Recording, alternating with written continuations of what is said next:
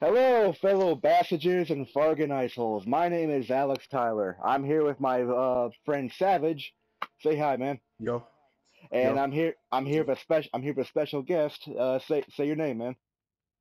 Hey, this is Harpoon Maniac from Raised by Wolves Gaming. Hey, man.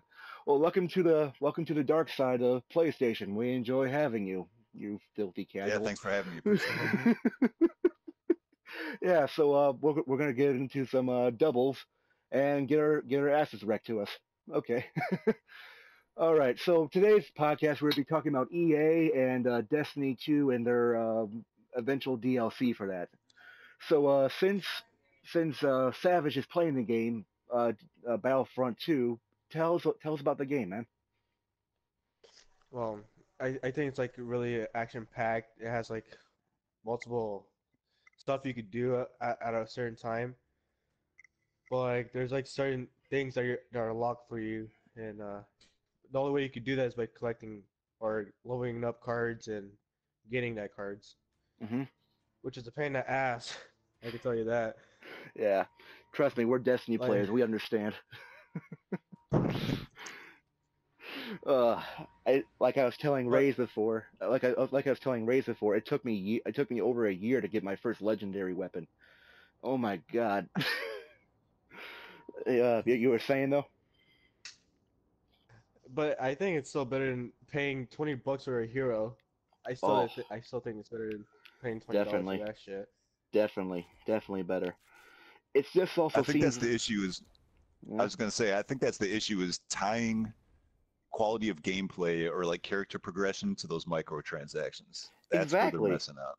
exactly. Like they also it seems like not greed, but saying one part of the thing is saying I want to do this, and one part of the company is saying I want to do that, and there's not much communication going there. I don't think there's communication going on between the publishers and the developers at all. Like Yeah, and it you, seems like they weren't really listening to the community. oh God, no.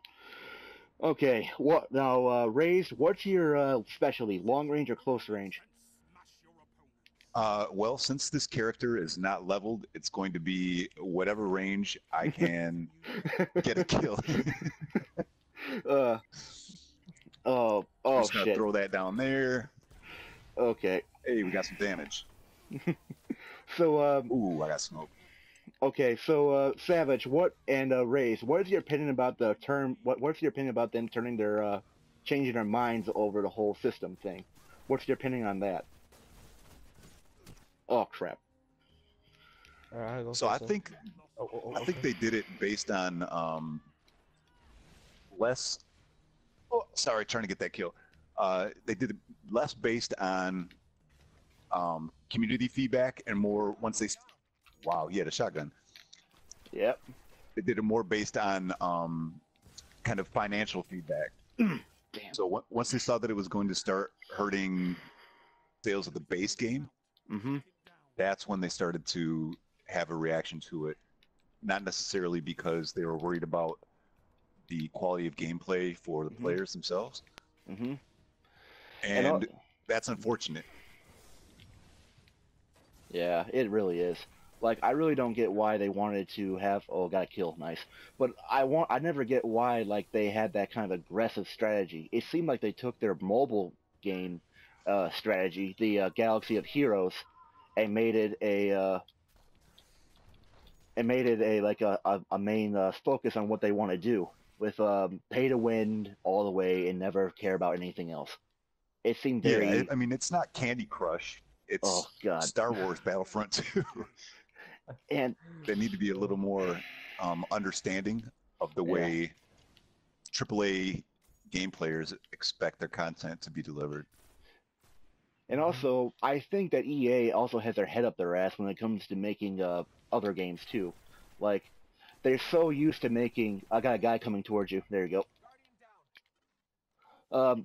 They're so used to making not mobile games but sports games, and they're adding all these stupid little things into certain ideas.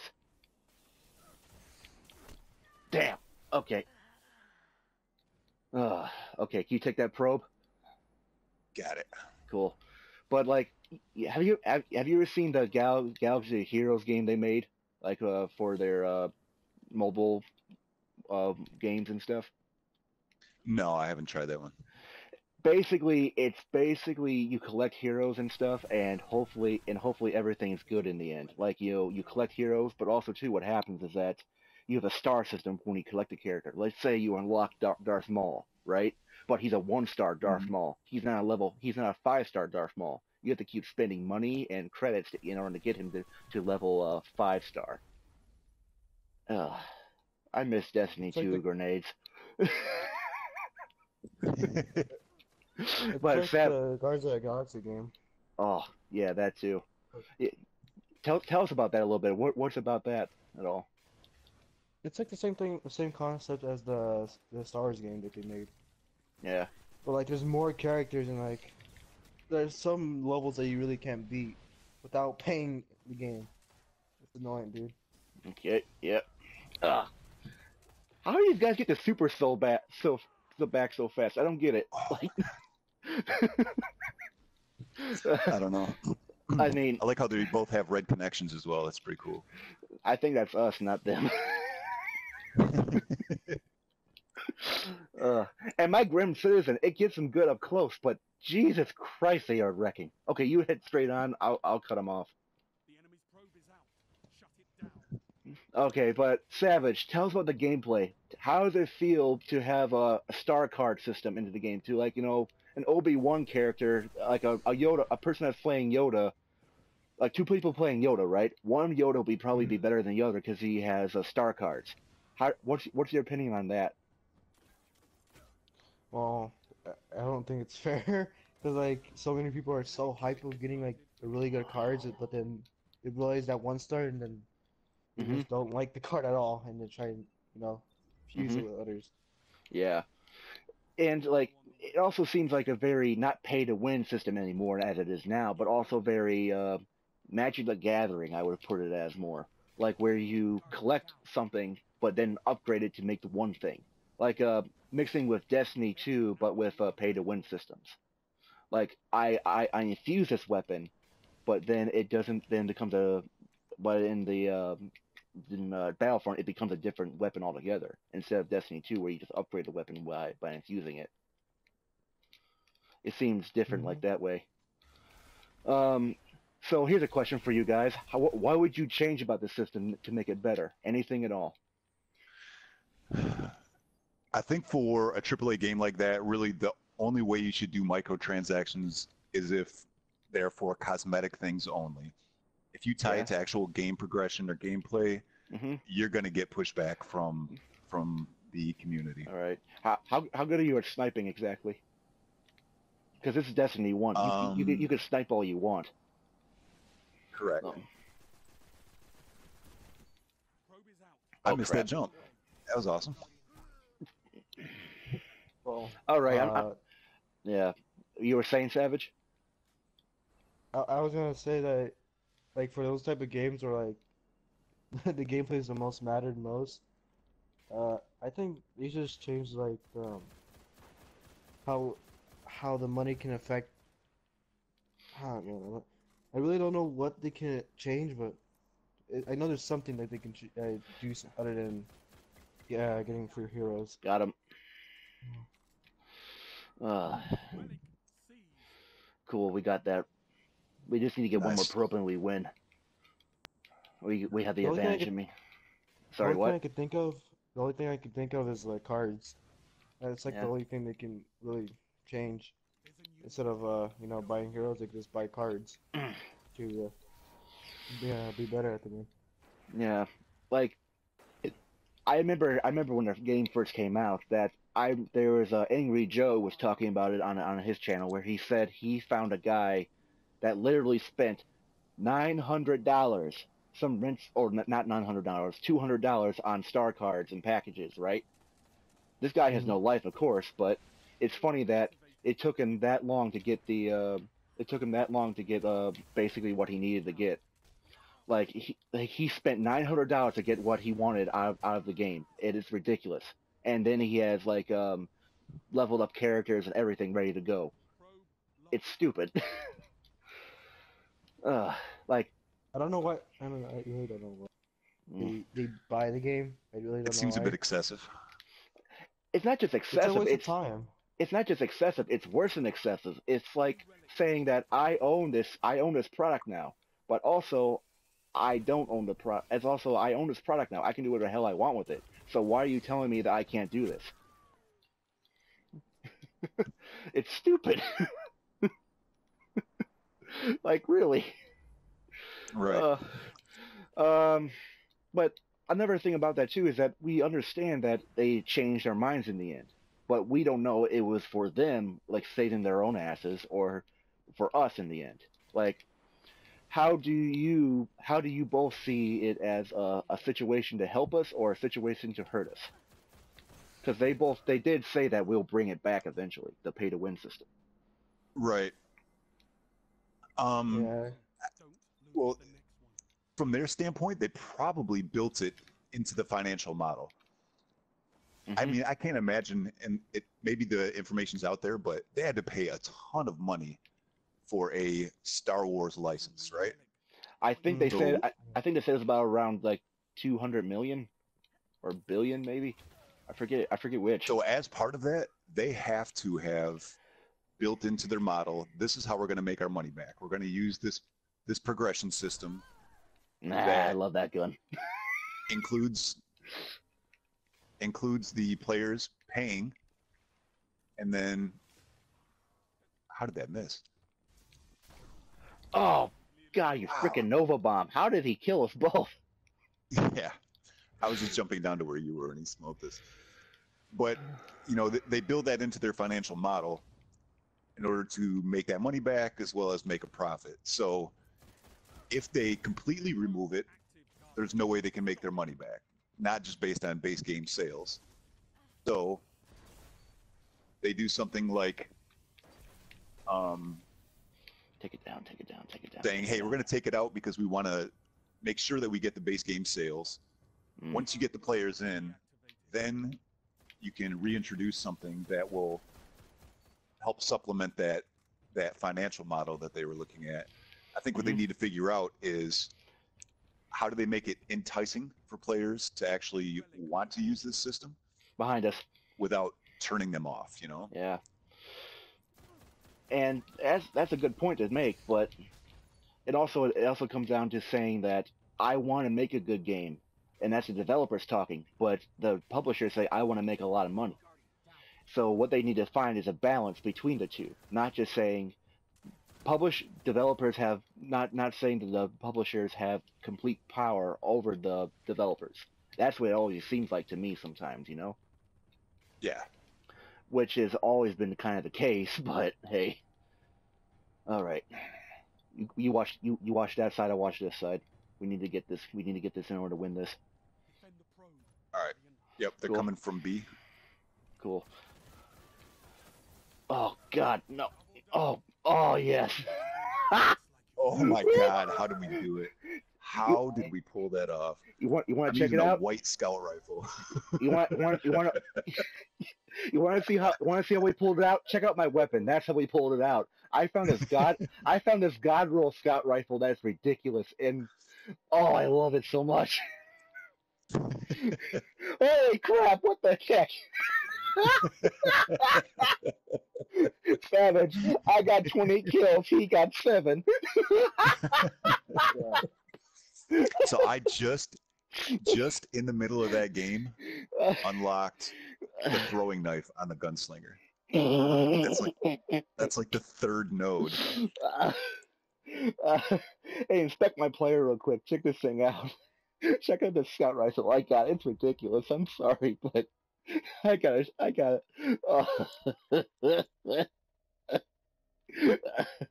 Oh. Mm. All right, let me take a look at this thing. Oh, the inward lamp. Yeah, that's dirty. And check out the perks on it.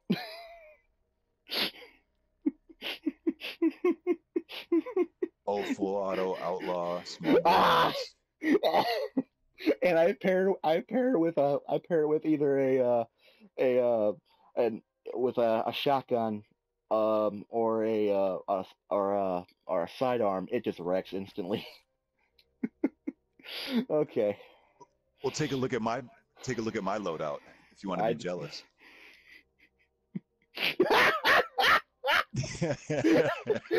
It's funny too. It's funny too. If do you have the Kvastov still? Do I have the what now? The Kvastov, the starting weapon. No, it looks like he deleted it. Oh, that's like one of the best PvP weapons in the game. It's actually really good. But yeah, it's also like back on topic then. Basically, it's funny that these kind of people expect a good game. Like us as people expect a good game. But when a good game comes out and we see problems with this, like there's no denying it. With even with the pay to win system, Battlefront is a good game. It's how the game was treated and shoved in our face and saying buy it, buy it, buy it, which is bad. And that's not a problem with us. That's not a problem with us or the developers. That's a problem with EA itself. So, hey, Yeah, I mean, from what I've seen, so I haven't bought the game, I haven't played the game, but I have watched a lot of gameplay, and it hmm seems like a lot of fun. I could see uh-huh, myself getting into something like that. Um, hmm you know, both being a Star Wars fan and just being in general a fan of games yeah, like that. hmm It seems like it's something that would really draw me in. But yep, I think that sometimes publishers underestimate how loud the voice of a community can get when yeah, they are unhappy. definitely. We're And put, word travels fast. You know, nobody yeah, wants to be the guy that's the shill for the man, right? So yeah, if you start promoting the bad things hmm that developers are doing, you very quickly face the wrath of the rest of the community. we're playing Rumble, by the way. Playing one? We're Oh, playing Rumble. jeez. You know what's? I didn't even realize that as I'm talking. I'm running around and I'm like, why can't I see? Why can't I see his name? Like, where is he at? Where is he on the? Yeah, yeah. I'm looking I'm for other players. I'm just trying to switch it up so the podcast isn't that boring. It's not just us losing All or right. something. Don't I you think the miss game's fun. don't you miss Destiny 1 grenades like that? Yeah. You know what I Uh, really miss is year 2 when mm, trip mines were a one-shot kill and they would stick to people. that was That was evil. fun. That was evil. That was fun.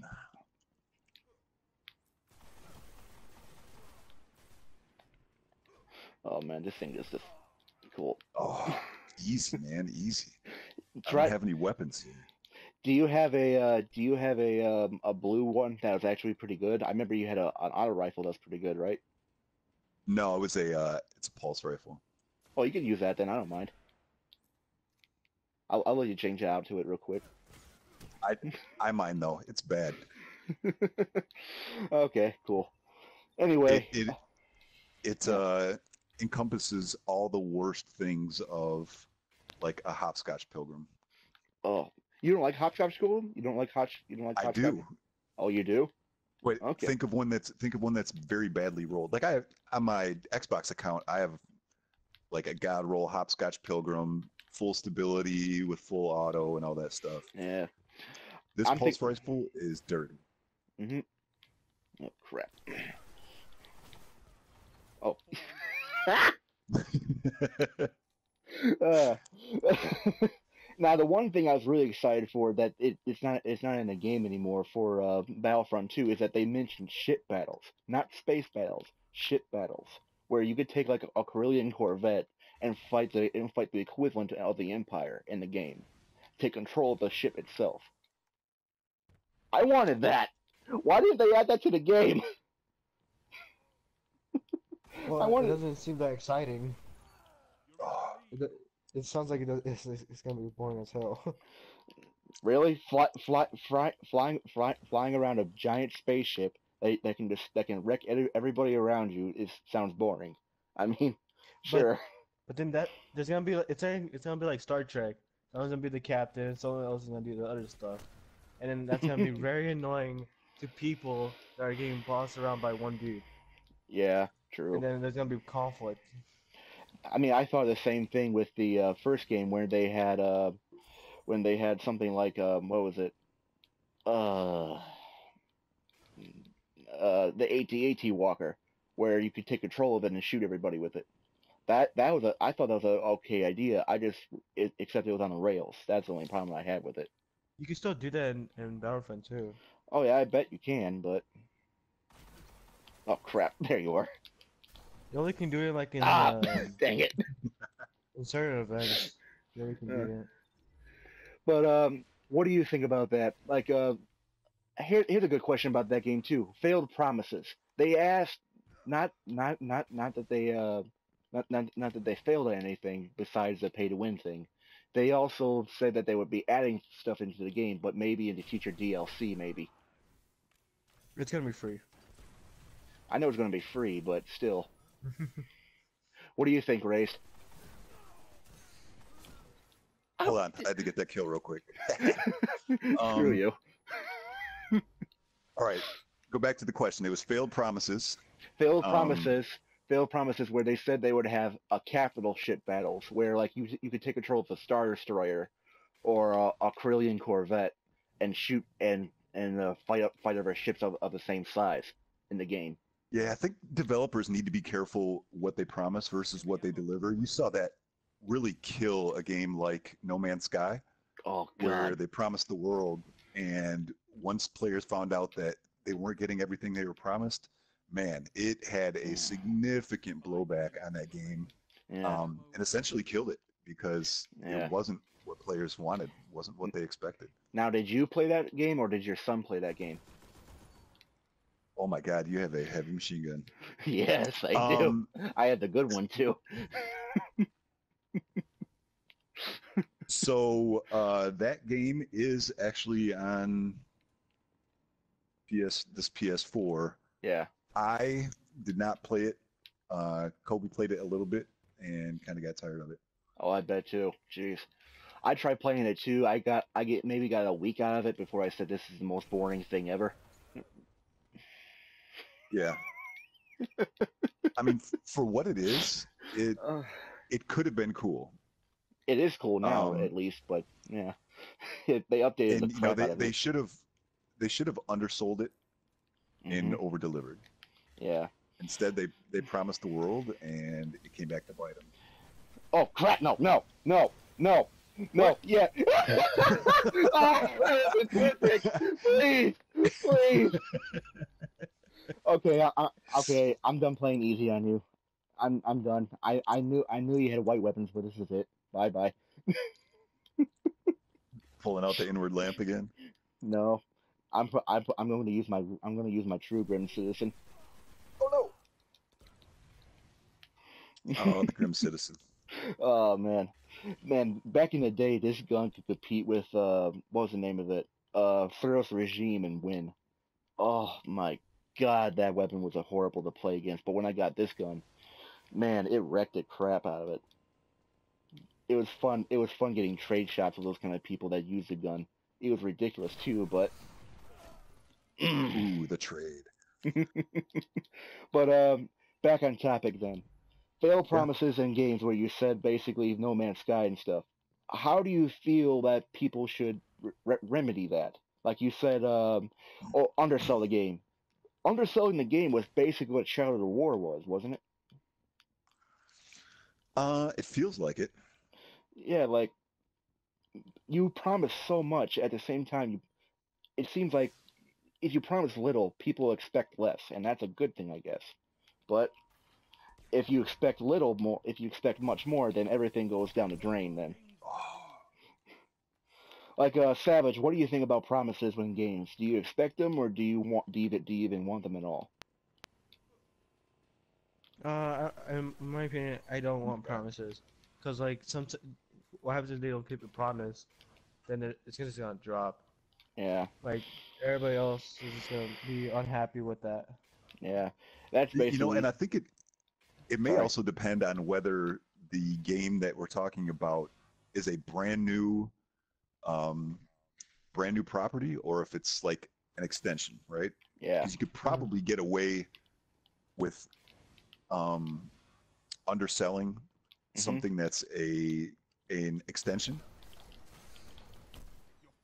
because Oh, you know that you have a solid player base. Yeah. Whereas if it's a brand new commodity, you have to make sure that you deliver because if you don't, word of mouth is going to travel really quickly within the community. Yeah. And not even just you may gain first day sales based off of promises, but you want the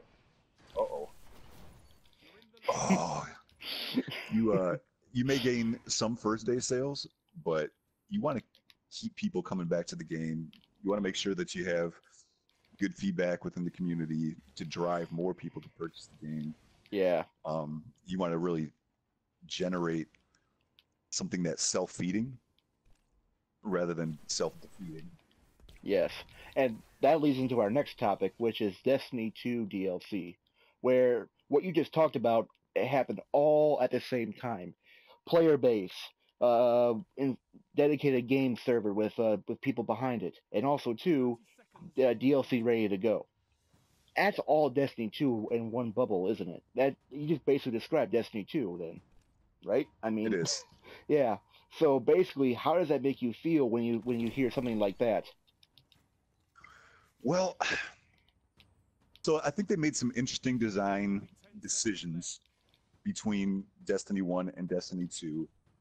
I think they based a lot of it actually on community feedback. So things like one-shot kill melees, one-shot kill grenades, they don't exist anymore. Mm-hmm. Try and base the game more on gunplay, try to balance that out a little bit. Mm-hmm. And I think they laid the groundwork for potentially being able to do some pretty cool things in the future, with like the mod system and stuff like that. Yeah. I don't think we've seen the full extent of what they plan to do with that. So I'm trying to give them the benefit out of the doubt from that standpoint. Yeah. As somebody who loves to grind games, I know that's not everybody's thing, but since I love to grind, having no random rolls on weapons means that once you get it, you got it, and you can pretty quickly gather all the weapons and all the armor in the game, and there's not much more to search for. If they do some cool new things with the mod system, where you can always be trying to swap out mods and find out what are the best combinations of the mods with the different weapons, then maybe it's cool. I think the first DLC here, we probably aren't going to see many significant changes because I would have to imagine the bulk of this has been developed within the time frame of launch, just so that they have enough time to actually test it and making sure that it's something that they could push out. So I wouldn't expect to see any significant changes in the game until maybe second DLC, maybe as far back as year 2. Oh man. So I find it interesting that some of the things that they've done in order to balance the game are actually things that kept people coming back to the game. And also too, that's funny about how you mentioned that, like coming back to the game and making survivability of the game more potent, and then just saying here game you play, and here more game of you play more game of now, and you enjoy game now or else. Right. It just seems like and that I've kind of seen system. some Twitch streamers that have said even in the third year of Destiny, basically they could make a living off of just streaming trials. Jeez. Yeah. And already in Destiny 2, it's getting to the point where that's not enough. They need more. Yeah. Yeah. Because I'm even at the point where I think about how can I play a game that I don't enjoy at all? How can I play a game that I don't even want to play at all?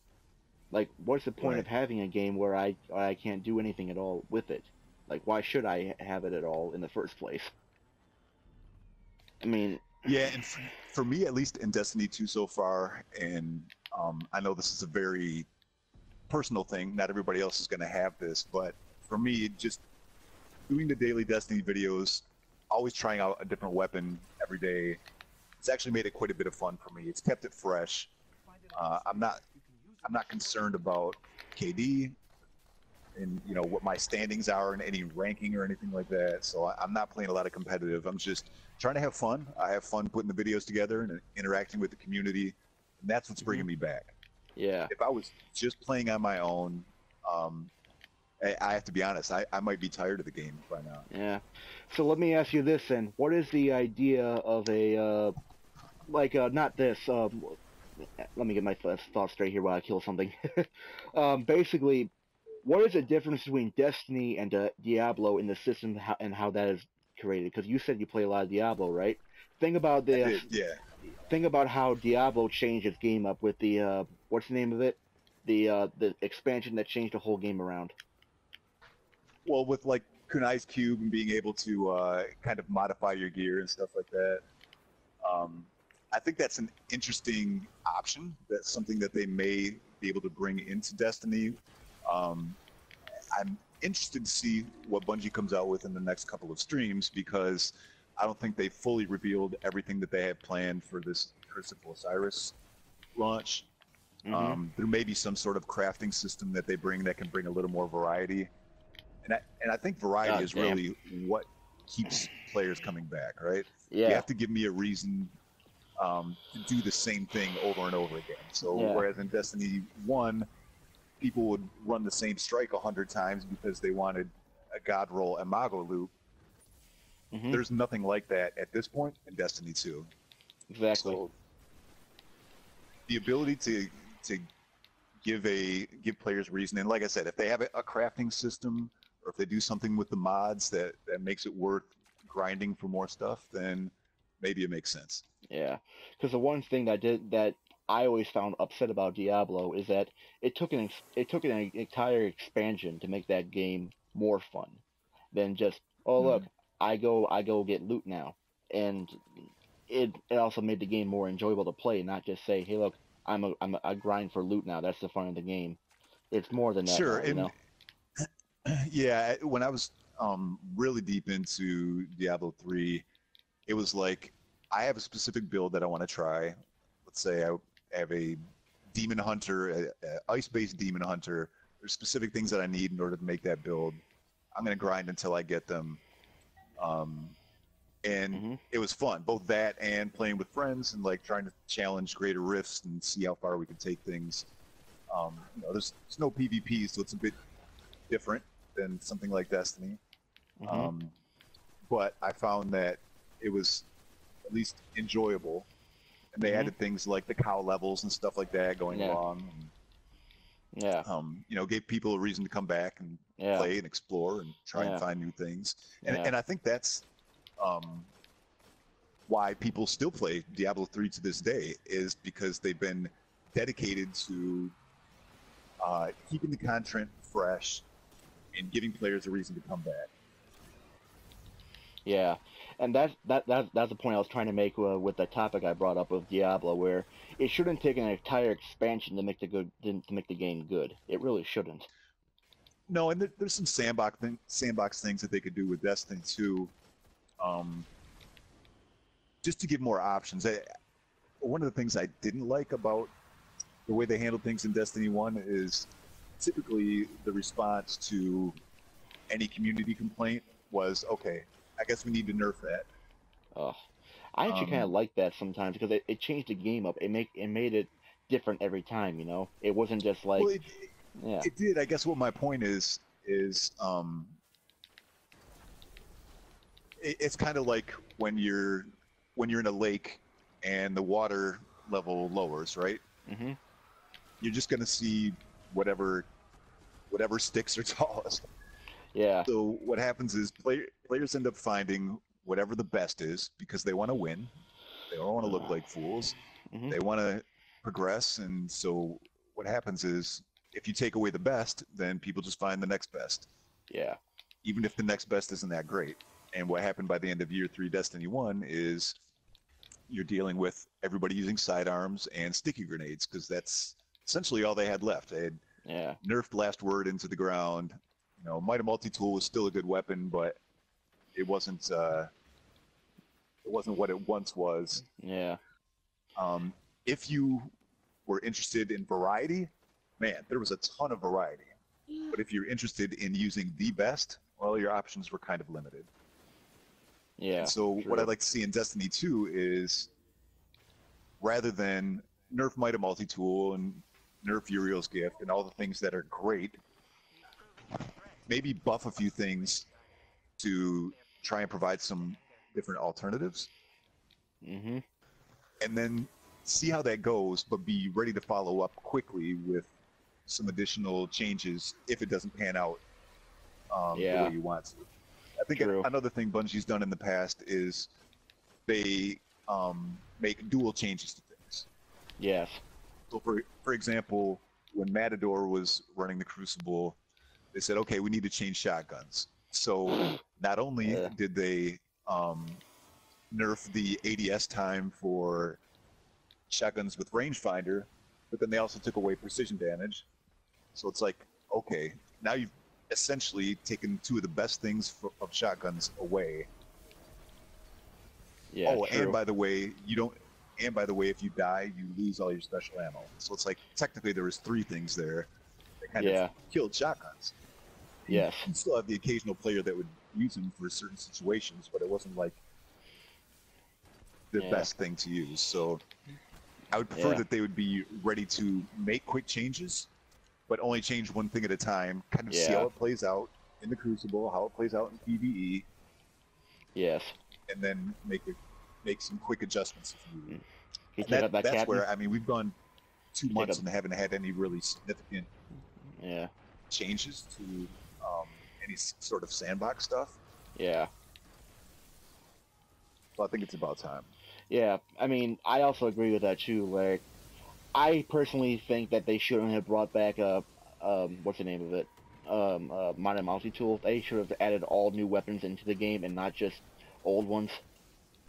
You know, I personally think that would have been a better decision than saying, "Oh, look, let's add one of the best weapons of last game into this game and see what happens." That's not a good idea. To me, that's not a good decision. I mean, that's not player friendly at all. It really isn't. Like, I also think that I believe that if they change the game around as it is right now, it would be a better game, at the same time a different game, and that would lose people's attention. It would no longer feel like what they're comfortable with, and they would have to get used to it all over again, which is kind of the fun of Destiny 1, but that's not. But this game is not Destiny 1. This game is Destiny 2, where there are sorry. I was just gonna say, no, finish your thought, because I'm gonna go in a little bit of a different direction. Basically, because there's no random weapon rules, you can't change your style that much anymore now. You have to stick to what you had, or else, kinda, because you found your comfort zone. If you're out of the comfort zone, you have to find a new comfort zone then, which is okay, but not okay for the game that it is right now. Yeah. Yeah, I was just thinking, as I'm running around here with an unleveled character, one of the things that they did take away was just unlocking nodes on weapons and armor and stuff like that. Oh yeah, that was so much fun. Which you can use Motes of Light in Destiny 1 to level things quickly. I guess what I'm getting at is, it seems like in Destiny 2, they essentially give you a lot without making you work for it. Mm-hmm. Which, if you can only play a couple hours a week, then it's probably great. That's just what you're looking for, because you get to enjoy the full experience of the game without missing out on anything. True. But for somebody like me who's playing 3, 4, 5 hours a day, I can pretty quickly get, like I said, everything that there is to get, and beyond that, I'm having fun making videos and doing silly stuff. Yeah, but one thing I think that would change it all around is the Curse of Osiris DLC, because they mentioned something that perked my interest very much so. You're able to craft weapons now. Yeah, that could make a huge change. I mean, that's like basically saying I can make my own god roll now. I can make how I want it to be made, and still be okay after. Yeah, and I'm interested to see what is the depth and breadth of that crafting system. Yeah. Is it for every weapon? Is it only for specific weapons? How is that all going to play out? Or for the weapon of the DLC only? That would be interesting. Right. I mean, is it going to be something that's raid specific, where it requires you to do specific content? Or how about this? And I think these next couple of Bungie streams will learn a lot more about what this entails. Or how about this then? You don't get raid weapons. You make your own raid weapons. I think that's probably what the direction they're going with, if anything. That sounds interesting to me at all. About that kind of. Well, and from that standpoint, there were like exotic quests in Destiny 1 that required some things like that, right? Where you had to collect certain things and do certain activities in order to be able to build them. Mm-hmm. I think in my opinion, if they are gonna make where you could make your own weapon, I think it's just gonna be customization. Like you could build your own weapon, but it doesn't changes anything of like your stats or anything like that. True. I think it's like that. Okay, I like that idea too. Because what happens if someone makes a god set, like a god weapon? Then what is Bungie gonna do about it? They really can't do anything. Because they can't nerf it then, right? Because it's your personal weapon, and they see then they see the flaw in their system. But what's the point of even doing that? It's just more work for them. Yeah. And I don't think Bungie does that. Yeah. What do you think, Raised? Yeah, I'd be interested to understand what parameters you're actually going to be able to craft and adjust. That's why I'm also interested in the mod system as well.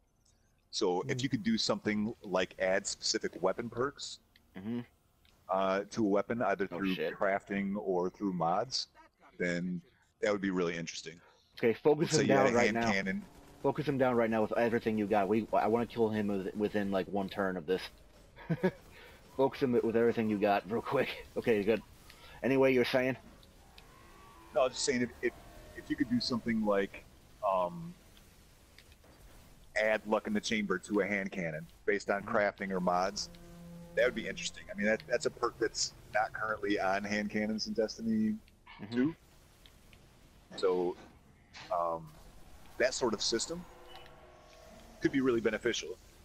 And then you could do things like maybe add outlaw or other desirable perks. Icarus, before we started recording, I was telling you about how I spent a couple years grinding to finally have 3 god roll IS Lunas in Destiny 1. All of them with rifled barrel, one of them with Icarus, one with luck in the chamber, one with outlaw. If you could do that, it would give you a reason to collect multiple versions of weapons in Destiny 2. You could attach different mods to different weapons or craft these weapons differently. Gives you a reason to play more. Yeah. Gives you a reason to get excited about a specific weapon dropping, because you can say, hey, I was hoping to have another Uriel's Gift where I could put outlaw on it, that type of thing. So there wouldn't be such a letdown of getting the same weapons dropping over and over again for you. Yeah, my biggest fear is that let's say everybody found a way to make the let's say everyone found a way to make the Fatebringer. What happens then? Like what happens? They found a way to make the exotics, like in the game, basically a moot point, where basically those weapons you crafted are basically the same or even better than the exotics in the game. Where I can take this gun and make it 10 times better than something I can unlock by going to the Cryptarch and get it through that way, which is interesting. Yeah, I think with a game like Destiny or other games where they're loot based, but they're trying to provide a lot of variety. You don't have specific classes that are locked. You don't have a set of 20 weapons. Cool. you're going to run that risk. You're going to be at a point where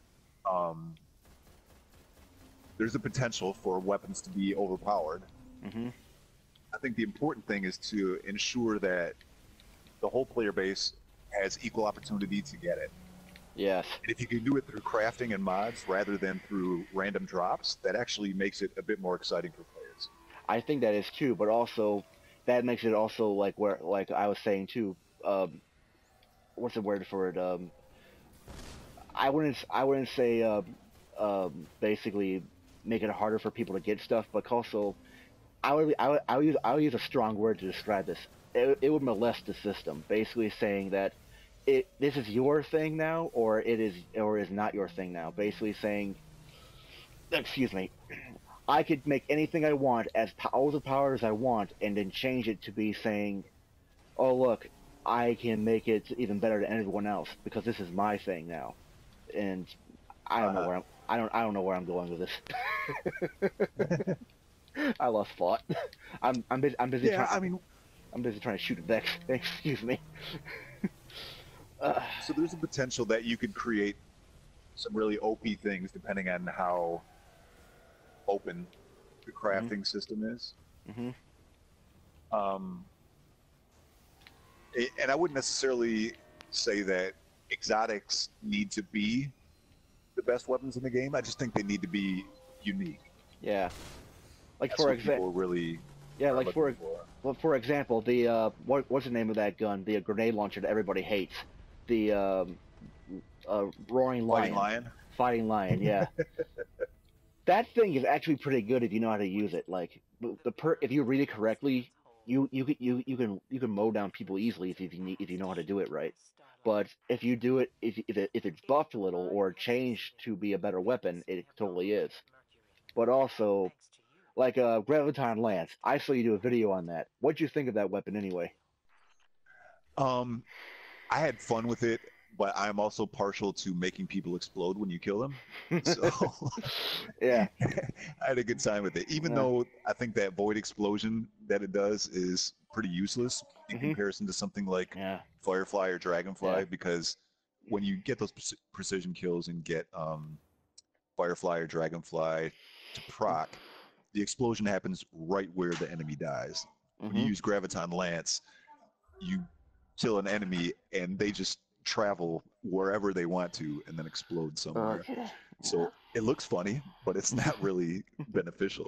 All right, but final thoughts on the topics we talked about: EA and Destiny 2 DLC. Final thoughts. I guess my thoughts are if they bring back microtransactions, or I should say when they bring back microtransactions in Battlefront 2, they need to make sure that it's not tied to game balance and make it more tied to things that don't affect gameplay. Or tied to gameplay where you earn them through gameplay. I like that idea too. Yeah.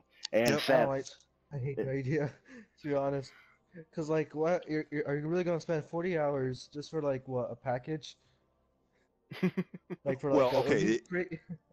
You know what? I think you make a good point there from the standpoint of they need to tie, or they need to adjust, let's say, the amount of time required to put in versus the rewards you get for it. Right? Yeah, true. Like when you get a bright engram in Destiny 2, or when you get a loot box in something like Overwatch. You don't feel like it's impossible to grind for loot boxes in Overwatch or for engrams in Destiny.